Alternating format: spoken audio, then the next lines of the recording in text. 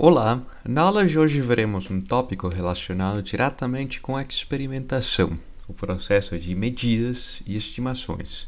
Principalmente as medidas, necessita-se um dispositivo para realizar a mensuração de uma determinada grandeza física. Poderia ser temporal, poderia ser de comprimento, poderia ser de massa, poderia ser de volume e outras mais. Isso está associado diretamente com a medição e dependerá a sua precisão da medida do dispositivo de medida. Quão fino, qual seria a mínima escala de medida que esse dispositivo nos permita ter, ou nos permita calcular, ou nos permita medir, nos permitirá medir. Não obstante, há outra situação que cotidianamente a humanidade tem usado, que é a estimação.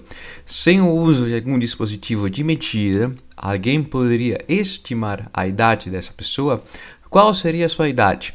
Não necessita ser de um dispositivo, mas por alguma intuição ou por conhecimento diário das pessoas ou por concepções inerentes, poder-se determinar ou estimar, melhor dito, estimar a idade dessa pessoa, sem ter algum dispositivo que seja um medidor de idade. Dessa forma, hoje analisaremos como poder medir o nosso planeta. Quão grande é o nosso planeta? Seria tão viável para fazer uma medição do planeta, criar uma fita métrica como medir o quadril de uma pessoa? Seria viável? Na verdade, é impossível, é inviável por completo, pelo fato de ser gigante demais. E não se consegue contornar ou circunferenciar por completo o planeta, pois tem as massas de água. Mas qual será o seu tamanho esférico? Se se modela o nosso planeta como ser uma esfera perfeita, quão grande será o tamanho? Ou quão grande será o próprio planeta? E para aquilo haverá que analisar um pouco de história, ou seja, desde o primeiro império da humanidade, o Império Egípcio, onde tinha-se a agricultura como fundamento da população ou da prosperidade da população e da cobrança de impostos. Quando analisou-se o Sol, observou-se fenômenos periódicos, fenômenos que foram registrados e, portanto, desenhados um relógio solar, mediante a sombra que essa haste ou qualquer outra haste fazia sobre a superfície, poderia distinguir o horário ou o tempo do dia, pela manhã, pela tarde, e qual seria um instante específico associado ao meio-dia. Qual seria a localização da sombra dessa haste e, portanto, distinguir entre o trabalho pela manhã e o trabalho pela tarde, sempre e quando existiria o Sol. E também observando o Sol, analisou-se as estações, pois nesse caso haveria que determinar qual seria o início da colheita ou o início de processo de cultivar. E justamente era o fundamento por trás da agricultura, a estabelecer as etapas do cultivo e da colheita e, portanto, as enchentes do próprio rio Nilo. Mas o relógio solar fundamenta-se mediante a projeção da sombra desse dispositivo, dessa haste. Essa haste tem um nome particular que chama-se gnomo. Sobre a superfície tem-se um dial onde estão registrados os números romanos que mostrariam as horas, ou que denotariam a hora onde essa projeção da luz, essa projeção da sombra estaria denotando a iluminação do dia. Se fosse às 12 horas, portanto, se diz que é o meio-dia. Mas esse relógio solar depende da configuração, principalmente da longitude, aonde que está localizado o nosso planeta. No hemisfério norte, no hemisfério sul, a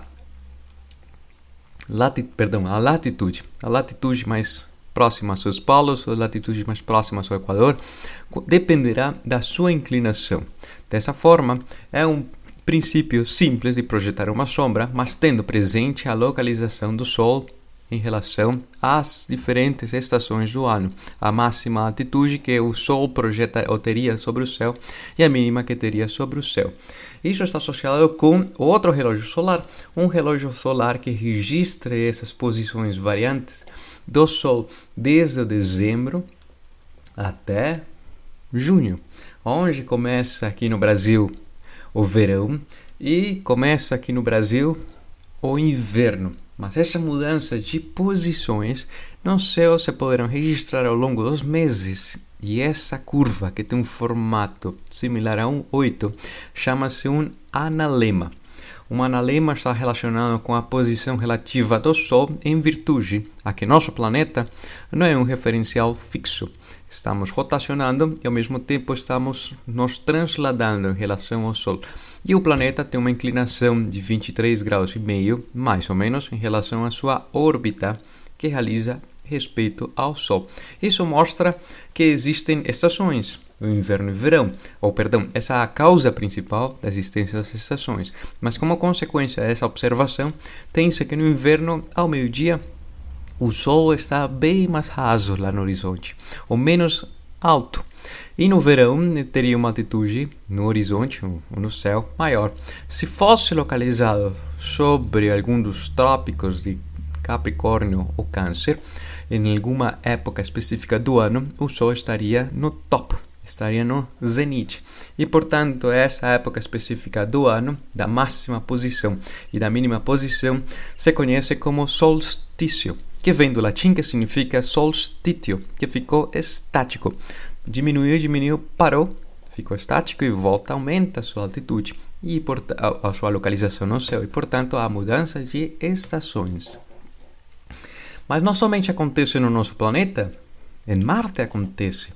Quando foi lançada, quando foi enviada ao Marte essa sonda espacial Pathfinder, no ano de 1997, registrou-se ao longo de um ano completo, um ano marciano, justamente um analema, observando uma sequência de imagens sobre o horizonte, o analema das posições relativas do Sol em relação ao ano marciano.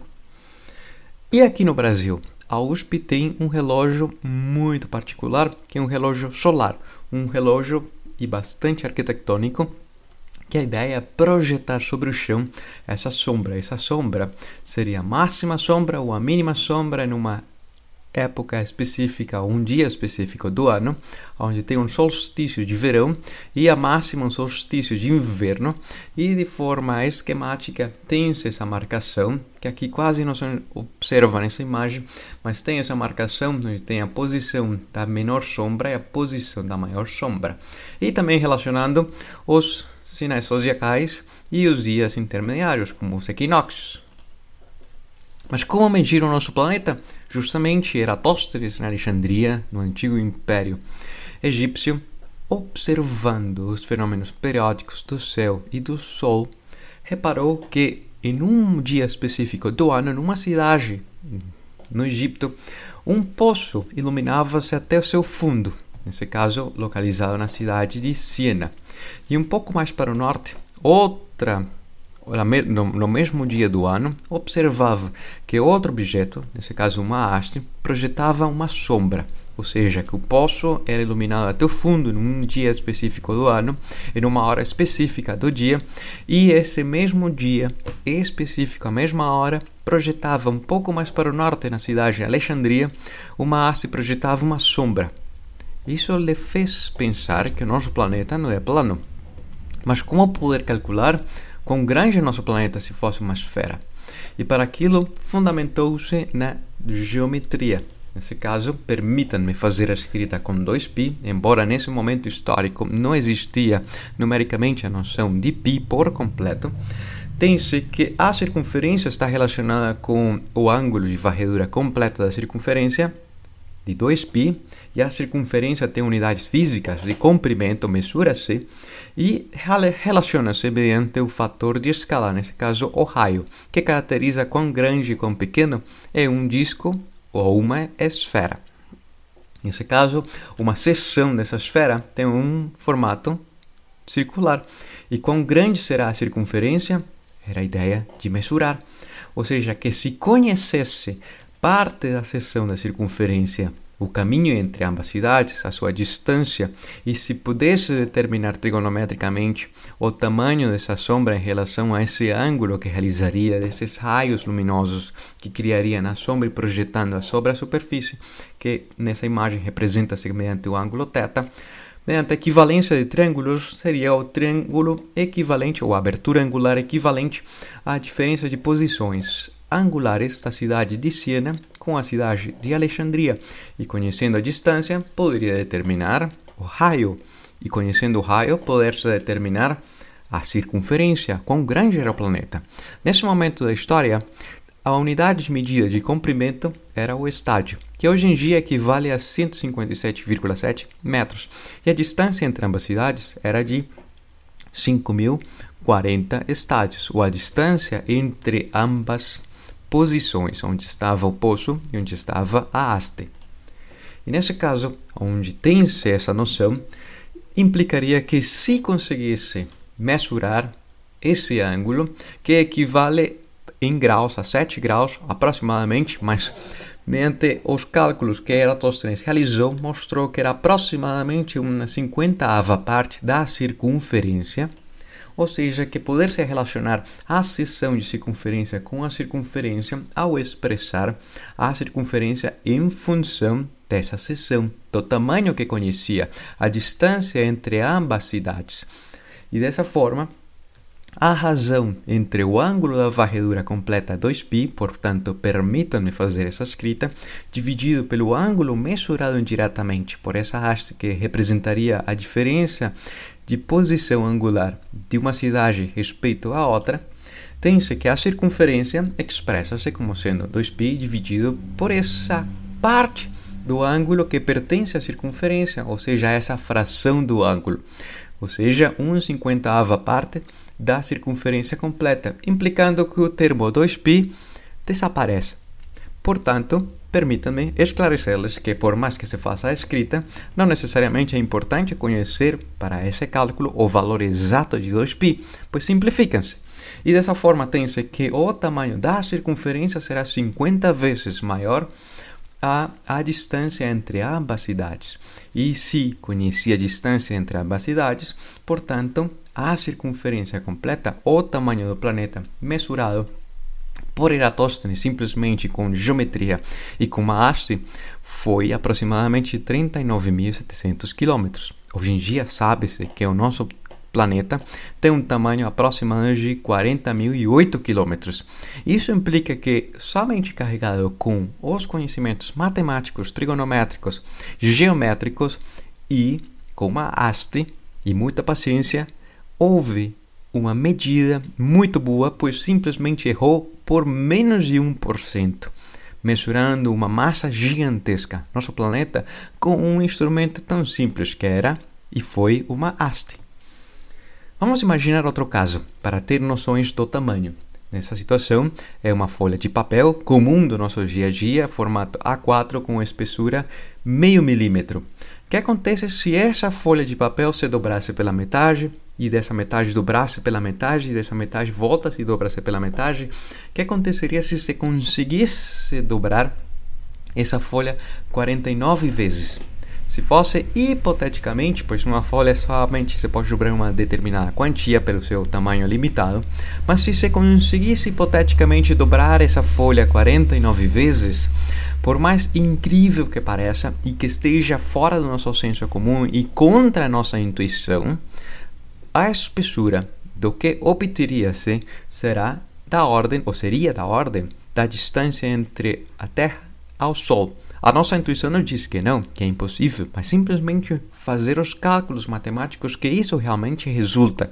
Ou seja, uma dobrada por 2 e outra vez pela metade e outra vez pela metade implica que seja 2 elevado à potência 49 vezes. Esse é o número de dobradas realizadas, vezes a espessura, 0,5 milímetro. Mas esse número 2 vezes a potência 49 é tão grande que resultará da ordem da distância entre nosso planeta e a nossa estrela, bastante grande. A nossa intuição nos diz que isso é inviável, mas é simplesmente fazer os cálculos matemáticos e irão em contra da nossa intuição. Esse é o poder da física e das matemáticas, principalmente. E aqui analisaremos os tamanhos. Veremos o tamanho de 1 metro, veremos o tamanho na escala de 10 metros, 100 metros, o que tem na ordem de 6 metros, que detalhes observam-se na ordem de 1 km de distância no nosso planeta, 10 km.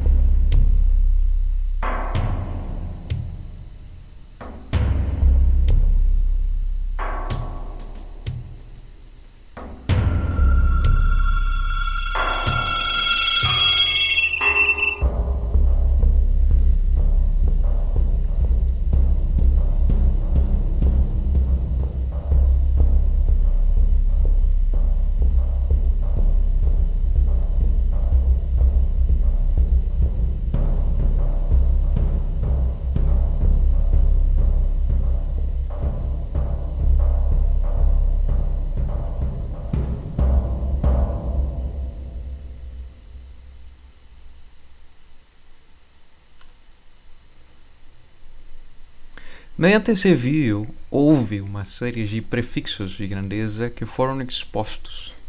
Ou seja, para simplificar a escrita e a comunicação entre as pessoas, a forma de resumir a escrita extensa de vários zeros.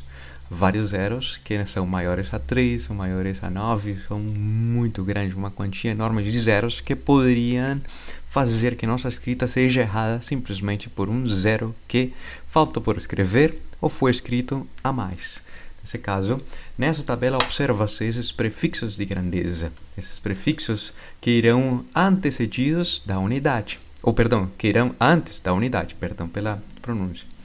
Nesse caso, teria-se deca, hecto e quilo, para fazer alusão a unidades ou a quantidades 10 vezes maior que a unidade, 100 vezes maior que a unidade, 1000 vezes maior que a unidade. Tem esse prefixo de mega, giga, tera, para outros bem maior que a unidade. E as subunidades, os prefixos que são inferiores ao próprio valor da unidade. Desse, cent e mili, fazendo alusão a uma décima parte, uma centésima parte, uma milésima parte. Tem-se o micro, nano, pico, femto, ato. E todos esses nomes usam-se para fazer alusão de milissegundo, atômetros, uma escala muito pequena, atômetros, para fazer uma escrita por extenso não vale a pena e, portanto, usa-se uma noção associada à potência de 10. Mediante a potenciação, toda essa escrita equivalente, gigante, que tem-se nessa tabela à direita, poder-se escrever resumidamente, simplesmente associando a sua ordem de grandeza. Nesse caso, uma ordem maior ou uma ordem menor, tendo em consideração o sinal negativo para dizer que uma décima parte, uma milésima parte, uma milionésima parte. E dessa forma resumida, poder-se fazer a comunicação sem ter implicações na escrita por extenso. Por mais que se usem as palavras para conversar, 1 trilhão de átomos, se poderia dizer, ou seja, 10 a 12 átomos, ou 1 terabyte, poderia ser usado. Mas, para fazer a escrita resumida, teria-se na notação científica que hoje veremos como se faz com base às potências de 10. E esse é o princípio da simplificação de transmitir a informação das medidas que se fazem fisicamente na experimentação. Como transferir e transmitir essa informação clara, mediante os prefixos de grandeza. E tem-se essa simplificação. Por exemplo, imaginemos que alguma pessoa usou alguma vez um disquete, uma unidade portável de transferência de informação, cuja quantia de informação armazenada era bem pequena para os padrões do nosso dia a dia, mas há 20 anos era muito bem usado. Um disquete tinha uma capacidade de armazenar 1,44 vezes 10 a sexta potência bytes e equivale esses 10 a sexta potência a megabytes. Hoje em dia, qualquer imagem, qualquer objeto que se faça, qualquer trabalho que se faça no computador tem uma capacidade ou tem um tamanho em bytes bem maior a 1,44 bytes.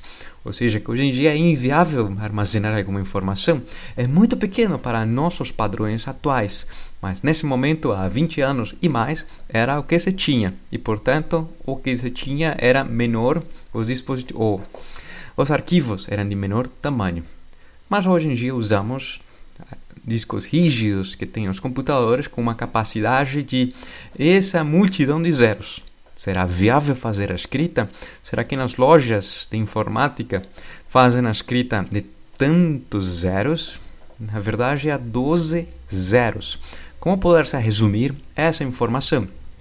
A resposta está na notação científica, ou seja, um número entre 1 e 9, mais informação numérica, vezes 10 na ordem de grandeza, nesse caso a ordem 12.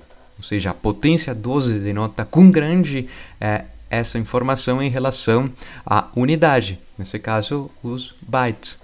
E tem-se equivalente a 1 terabyte, ou simplesmente um TB, 1 terabyte. Quando compra-se um computador, quando compra-se um laptop, o que tem-se escrito é a quantidade ou a capacidade de armazenamento da informação, 1 terabyte. Quão grande é 1 terabyte em relação a um disquete? Ou quão grande é a capacidade de armazenamento da informação desse HD em relação ao disquete? Se analisássemos as informações na escrita científica, 1,44 vezes 10 à potência 6 e 1 vezes 10 à potência 12, a grosso modo diria-se que o disco rígido tem 6 ordens de grandeza a mais, portanto consegue armazenar da ordem de 1 milhão de vezes a mais que um disquete. E hoje em dia ninguém carrega 1 milhão de disquetes para levar um vídeo, simplesmente leva um HD do seu computador e carrega essa informação, que é 1 milhão de vezes a mais que esse dispositivo usado anteriormente. O mesmo pode se aplicar para fornecer a medida da espessura do nosso cabelo. Então, o diâmetro médio de um cabelo humano é de 0,000070 metros. Mas como poder fazer essa escrita melhor? Justamente com a notação científica. Tem-se equivalente a 7,0, ou seja, o número entre 0 e 1, o primeiro que começa seria o 7, e diria-se que é inferior à unidade na ordem de 5 vezes menor. Ou seja, essa notação científica expressa nas unidades de metros, mas usando um prefixo de grandeza já estabelecido para uma unidade um pouco menor, ou seja, uma milionésima parte, teria-se que o próprio diâmetro do cabelo, o próprio tamanho do cabelo, equivale a 70 micrômetros, relacionado com o prefixo de grandeza já estabelecido, a milionésima parte do metro.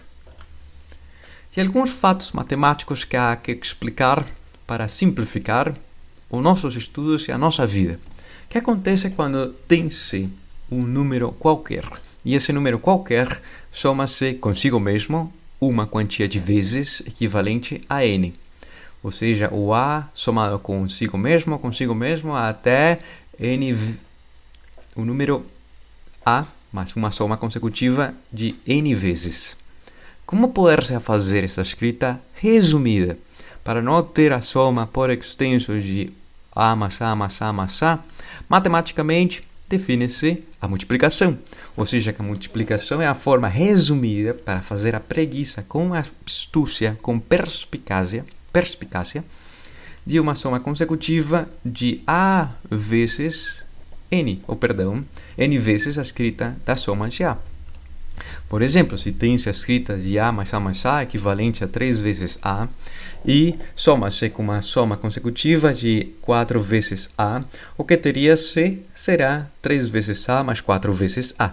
Não obstante, há um fator comum entre esses dois termos, que não é a parte numérica, é a parte que representa a informação de A. Não se sabe o que é A. A poderia ser uma banana, poderia ser um pão, poderia ser alguma informação física ou alguma informação associada a outro fato.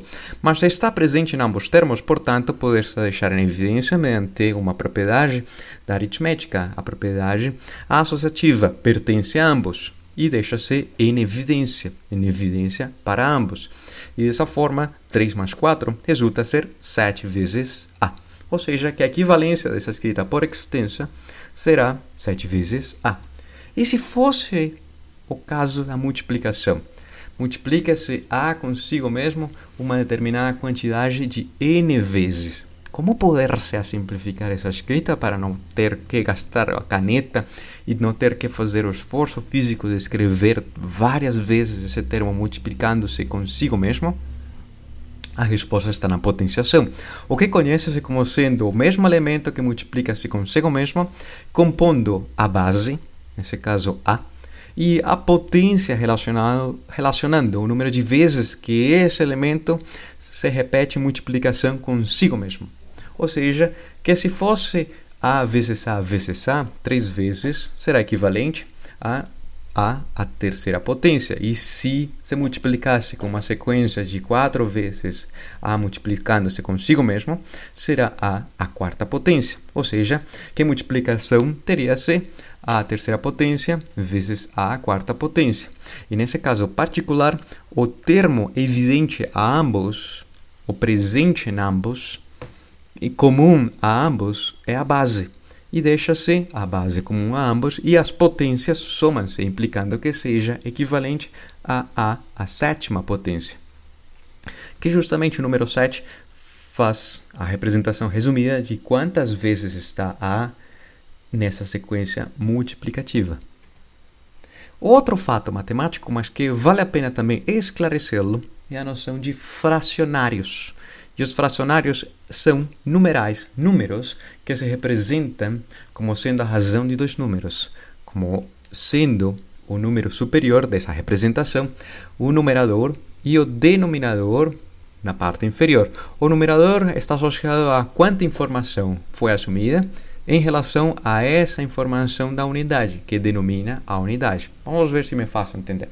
Seja A e B dos números quaisquer, pelo menos na escrita de fracionário, sabemos por nossa experiência que A dividido por B, esse fracionário, é diferente ao fracionário B dividido por A. O que se conhece no caso prático que 3/4 é diferente a 4/3. Ou seja, 3/4 menor que a unidade, 0,75, e 4/3 é maior que a unidade, é 1,33333. Nunca termina. E fracionários podemos associá-los a frações. Nesse caso particular de comida, acostuma-se a dizer de porções, uma porção de pizza. Ou seja, que para essa imagem, esse caso particular, tem-se uma oitava parte ou um pedaço de 8 que já foi comido. Faltarão por ser comidos, o restante que falta dessa pizza é 7 de 8.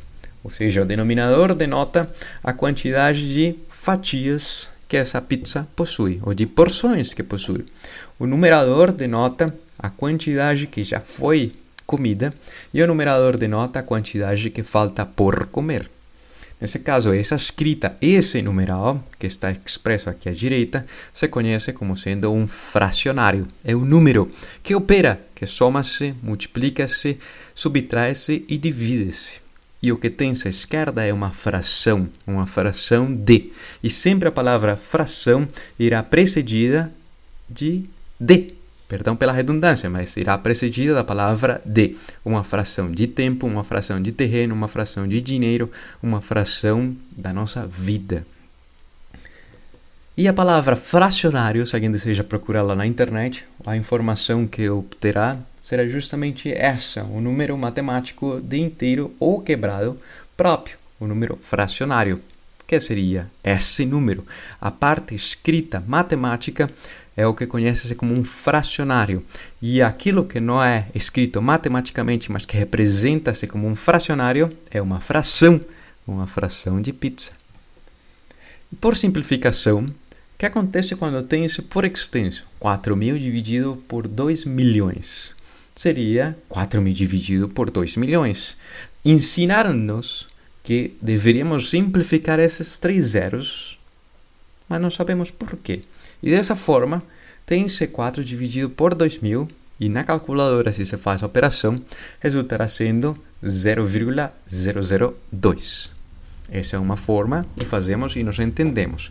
Não obstante, hoje veremos como a notação científica nos permitirá analisar a origem dessa simplificação desses 3 zeros que estão aqui eliminados, cancelados. Na notação científica da mesma informação anterior de 4.000 por 2 milhões, expressa-se em ordem de grandeza. 4.000, ou seja, a terceira potência na base 10, 3 vezes maior que a unidade, e 2 milhões, 2 vezes e 6 vezes maior que a unidade. Mas o que acontece quando se faz a escrita, não de fracionário, quando deseja-se fazer a escrita de um número inteiro, ou um número que não seja fracionário? Haveria que passar a informação que está no denominador para o numerador. E a parte numérica dessa informação, desse fracionário que tem-se aqui, 4 dividido por 2 é 2, mas o denominador é 10 à potência 6. Como se consegue levar essa informação para o numerador? Basicamente multiplicando de uma forma astuta, multiplicando por um número 1, que não varia o resultado, mas simplesmente esse 1 astuto nos permitirá simplificar o denominador e essa informação que está no denominador, após esse processo, processo mostraria-se como se essa informação que está no denominador, essa potência, elevasse para o numerador, mas pagando o seu preço, mudando o seu sinal. Ou seja, no denominador, a multiplicação entre dois fracionários é direta. 10 à potência 6 e 10 à potência menos 6, implicando que seja 10 à potência 0. A escrita de 1 não se faz, mas no numerador aparentemente mostra-se como sendo que o 10 à sexta potência apareceu como sendo 10 à potência menos 6. Ou seja, de forma efetiva, diria-se que foi para o numerador, só que pagando o preço de inverter o seu sinal de positivo para negativo. E tendo presente a mesma base e a soma entre as potências, que nesse caso é 3 mais menos 6, tem-se que a resposta na notação científica é 2 vezes 10 à terceira potência negativa, ou seja, 3 ordens de grandeza menor que a unidade. São equivalentes? A resposta é sim. E é justamente esse processo algébrico que está aqui que nos permite, na notação científica, enxergar por que cancelam-se esses 3 zeros que está feita na parte superior. Porque você consegue simplificar.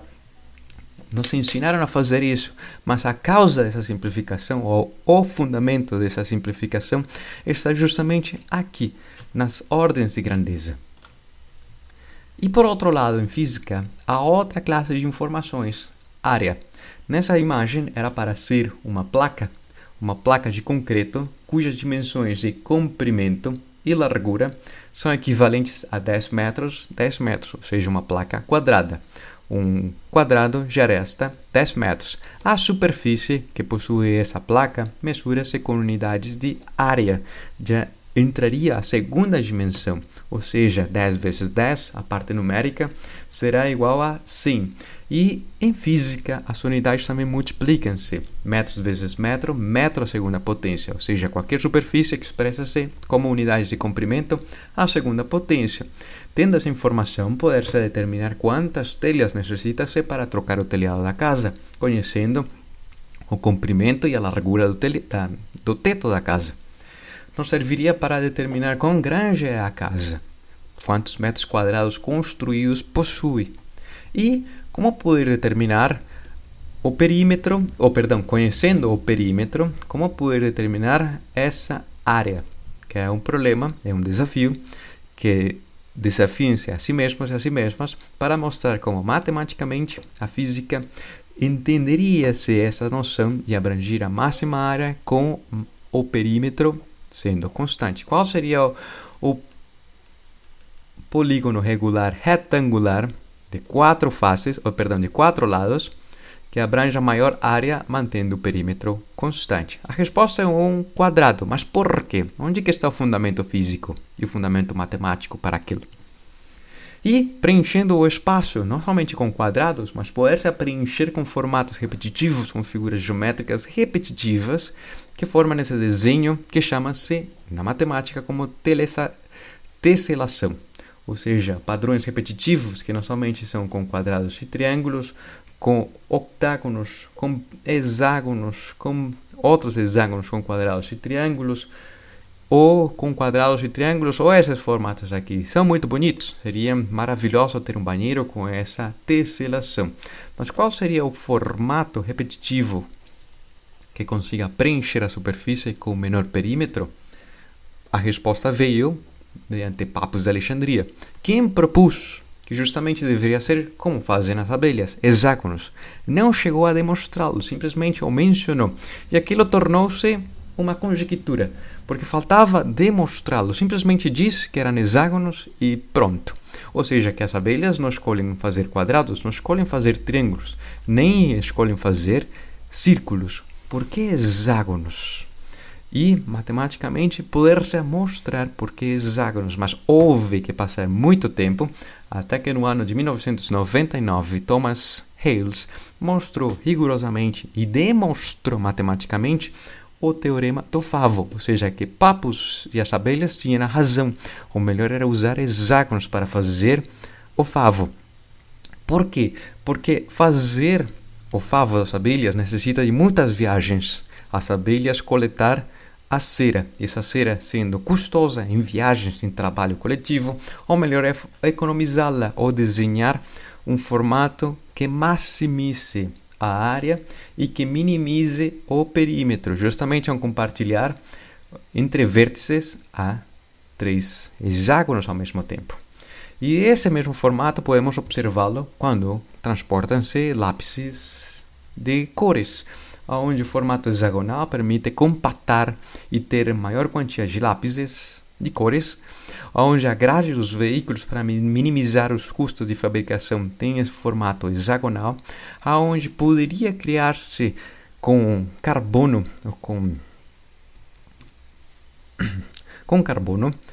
um material mais resistente que o Kevlar para amortecer o batimento de uma bala e salvar a vida de uma pessoa, e aonde, minimizando os custos de elaboração de uma grade ou uma rede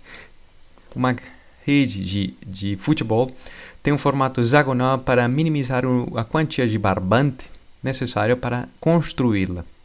Mas por quê? Porque se pudéssemos comparar os polígonos regulares com área unitária, nesse caso o triângulo equivalente a uma unidade de área, deveria ter um perímetro, ou seja, a soma dos seus 3 lados, equivalente a aproximadamente equivalente a 4,55 unidades de comprimento. O quadrado bem simples, 4 arestas, cada aresta de uma unidade, abrangindo uma área de uma informação quadrática, ou ao quadrado, uma informação de área, de comprimento à segunda potência, e seu perímetro é equivalente a 4. Mas o hexágono regular é o que menor perímetro possui, aproximadamente de 3,72. E esse é o grande ganho que existe com o uso dos hexágonos, minimizar material e obter a mesma área. Por outro lado está o volume, relacionado com as 3 dimensões, com a capacidade de armazenar algo no espaço. E para especificar o volume necessita-se fornecer as 3 dimensões que conhecemos no nosso mundo euclidiano: a largura, o comprimento e a altura. E justamente essa pessoa, em conjunto com essa caçamba, tem essas 3 dimensões: 2,40 m de comprimento, de largura 1,40 m, de altura 1,20 m. Qual será seu volume de armazenamento? Poder-se determinar. Mas a unidade fundamental do volume, ou no Sistema Internacional de Unidades, o volume expressa-se em unidades de comprimento ao cubo, ou seja, metros cúbicos, que fazem alusão a ter uma caixa de água. Por quê? Porque o volume abrangido por uma caixa de água do formato cilíndrico será equivalente ao metro cúbico, que é, basicamente, imaginar um cubo de aresta 1 metro. 1 metro de altura, 1 metro de comprimento e 1 metro de largura. E, portanto, a dimensão de volume abrangida por 1 metro cúbico expressa-se como 1 metro cúbico, em unidades metros cúbicos.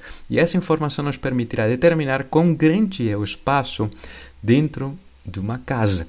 E, mediante essa informação, poder-se determinar qual máquina de ar-condicionado necessita-se comprar para resfriar esse espaço. Será que são poucos metros cúbicos ou são muitos metros cúbicos?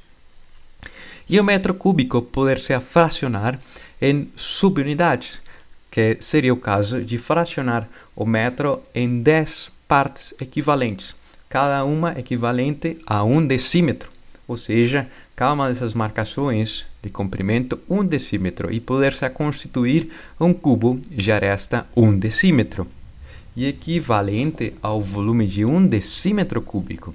E nesse caso de 1/1000ª parte do metro, ou seja, quantos decímetros cúbicos necessita-se para preencher o metro cúbico, serão 1000, e hoje veremos por quê.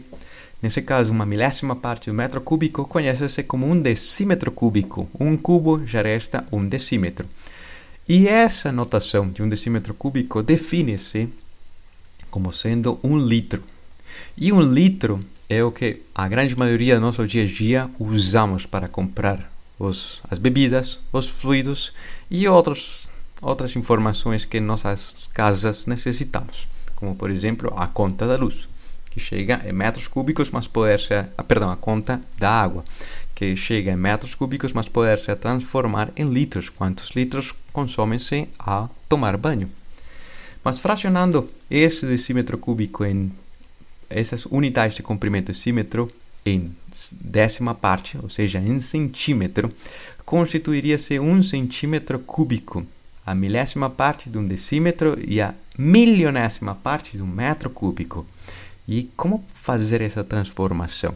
Muito fácil, porque se pensássemos em um metro cúbico é um cubo, já resta um metro. Mas um metro é equivalente a 100 centímetros. 100 centímetros de comprimento e 100 centímetros de altura, as 3 dimensões do cubo. E quando você faz a multiplicação dessa informação, a parte numérica será a base 10 e a soma das potências, 10 à sexta potência. E a multiplicação das unidades será centímetros à terceira potência, ou seja, 1 milhão desses cubos pequenos constitui um metro cúbico. Se analisássemos a superfície, ou a relação entre a superfície e o volume, teria-se a seguinte relação, ou a seguinte gráfico.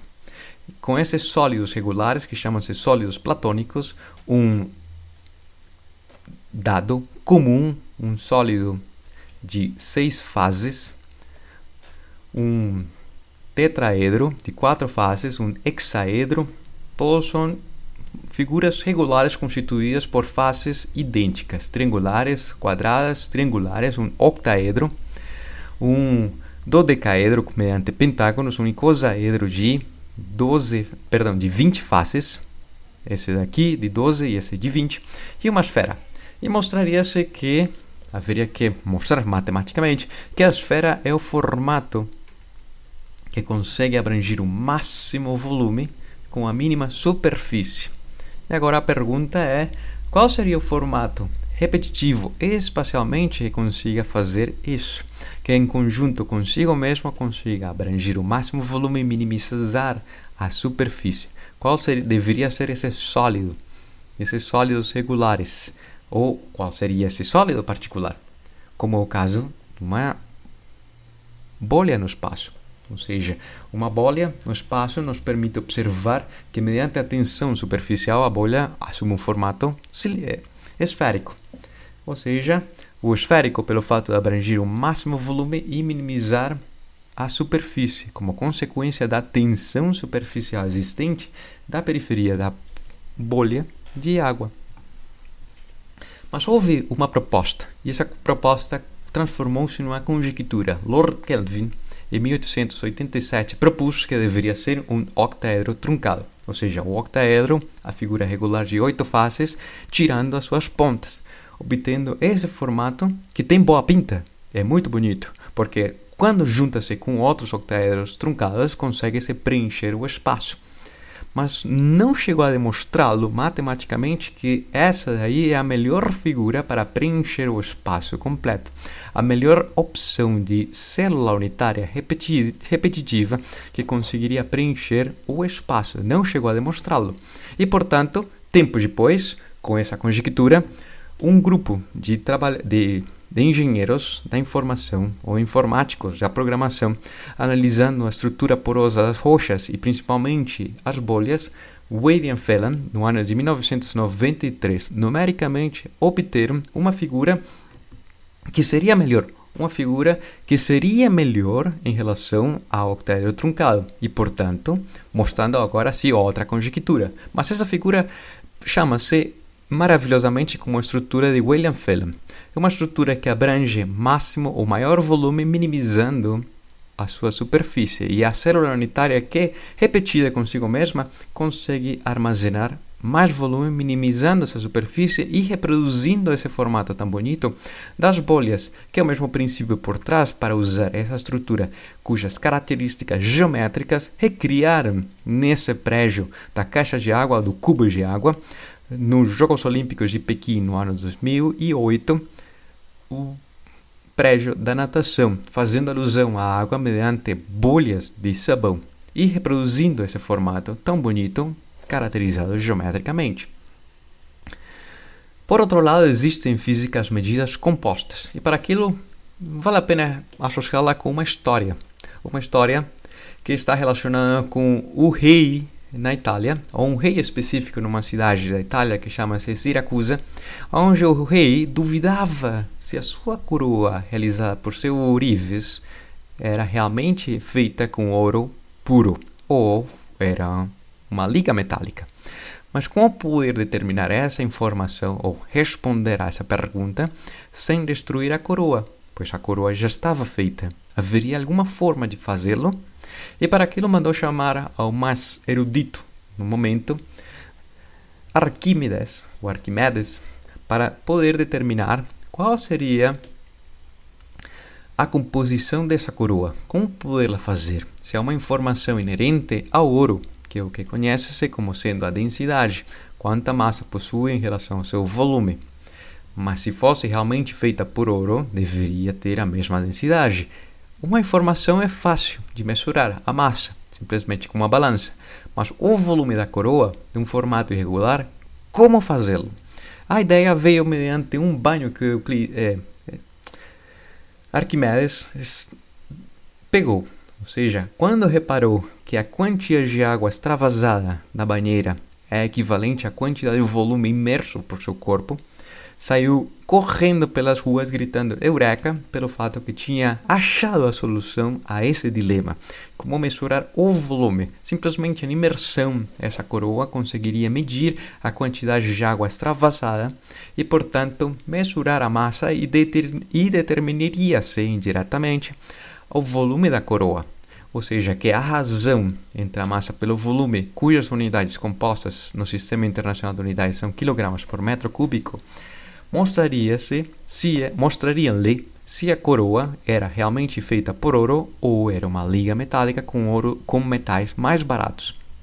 A história mostrou que foi uma enganação do ourives ao rei e, portanto, teve que pagar as consequências. A coroa não estava completamente feita de ouro puro. E para converter as unidades? É uma boa pergunta que nós podemos fazer, pois existem diferentes dispositivos ou aparelhos de medida. Alguns associados ao nosso corpo. Uma yarda, um cotovelo, uma palma, uma mão e um pé. Há outros do sistema inglês que está associado com volume, nesse caso específico galão, um quarto de galão, uma pinta, uma xícara, uma colher, uma onça e uma libra para relacionar a massa. Ou comprimentos em polegadas e em yardas. Mas como poder transformar essa informação a outra? Como poder dizer a estatura dessas duas pessoas em relação ao nosso cotidiano? Quantos metros e quantos centímetros de estatura o homem e a mulher têm? É uma boa resposta por ter, pois está essa informação expressa em pés com polegadas. E para aquilo também está associado com os limites de velocidade. Em algumas rodovias, especificamente nos países anglofalantes, nos Estados Unidos tem-se que o limite de velocidade está expresso em milhas por hora, 85 milhas por hora. Quão rápido é aquilo? E quão rápido seria num canal que uma embarcação consiga se deslocar sobre a massa de água com uma velocidade máxima de 6 nós e meio. Quão rápido seria isso? Como poderla interpretar? Como poderla transformar? Quanto equivale um nó de velocidade? A resposta será analisada nesse exemplo número 1. A quantos metros por segundo equivale essa informação de 6 nós e meio? E, portanto, sendo velocidade, expressa-se essa informação de 6,5, 6,5 nós, cuja escrita resumida é K com N, nós. E haveria que multiplicar por um número 1 para não variar a informação física, mas que nos permita transformar essa informação em nós em outras unidades equivalentes. E sabe-se que o nó é equivalente a 1,852 km por hora. Ou seja, que se multiplicássemos por um número 1, mas esse número 1 é equivalente a um nó que equivale a 1,852 km por hora, tem-se um fator de conversão. E esse fator de conversão nos permitirá expressar a velocidade equivalente a 12,038 km por hora. Embora sejam unidades de velocidade mais cotidianas, não responde essa resposta de quantos metros por segundo equivale à velocidade máxima da embarcação dentro desse canal. Para aquilo haverá que transformar essa informação de velocidade expressa por unidades de comprimento ou em unidades de comprimento por tempo, ou seja, 12,038. haverá que multiplicar por um número 1 com relação à unidade de comprimento e o número 1 relacionado à unidade de tempo. E multiplicando por esse número 1 físico, não varia a informação que tem em si, mas simplesmente nos permitirá transformar a quantia dessa informação, pois a informação é velocidade e continuará sendo velocidade, a razão de comprimento por tempo.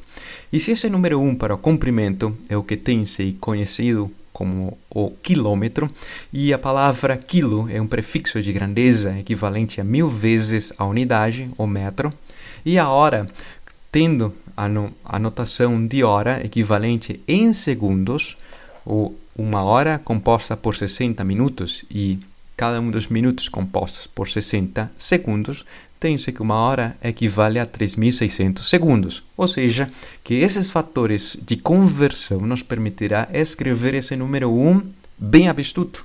Por quê? Porque esse número 1 é uma razão dessas duas informações. O mesmo que está à esquerda, o mesmo que está à direita, portanto, continua sendo o número 1 físico. É a mesma informação. Percorrer 1 quilômetro será equivalente a percorrer 1000 metros.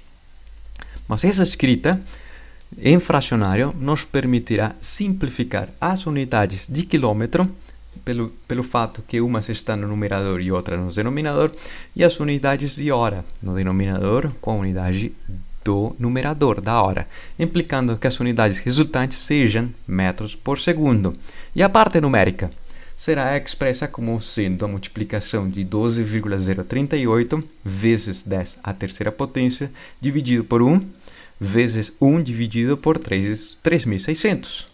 Ou seja, que a velocidade máxima da embarcação dentro desse canal será equivalente a 33,44 metros por segundo. Agora já entende-se essa velocidade, 33,44 metros por segundo. Não obstante, vale a pena mencionar que essas unidades de nós são as mais comuns para expressar a velocidade na navegação. Se me faço entender, nos vemos na próxima aula. Até mais.